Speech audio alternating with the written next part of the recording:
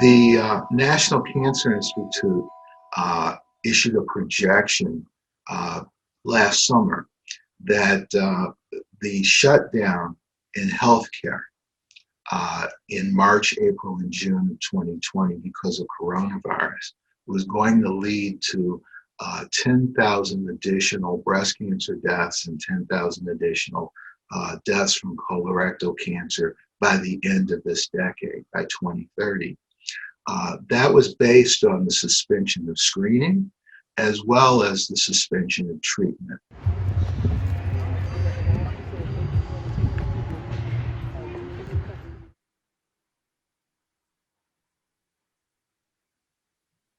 We know that African Americans are more likely to die of colorectal cancer, and so partnering with ENON Tabernacle Church, which serves a very large population of African Americans, was an opportunity to really reduce the burden of colorectal cancer in those communities. Even if you happen to be out that day, just drive by, grab it. We try to make it as convenient as possible and a nice atmosphere. So we had a DJ. We're gearing up to do it again because it went so well. What we try to do as a church is not just focus on the spiritual person, but also deal with the body. Very important that you stay nice and relaxed. We need to get back into a routine screening regimen.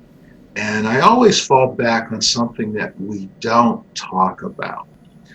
When we look at breast cancer and we look at the 45,000 or so women who die from breast cancer in a given year, it's about 10% of those deaths that could have been prevented if women were getting routine screening. When we look at that 45,000 deaths, it's about 20 to 25% of the deaths that could have been prevented if women had gotten appropriate care after diagnosis. So I'd like to focus on things that can save lives, get terms, both screening as well as getting appropriate treatment.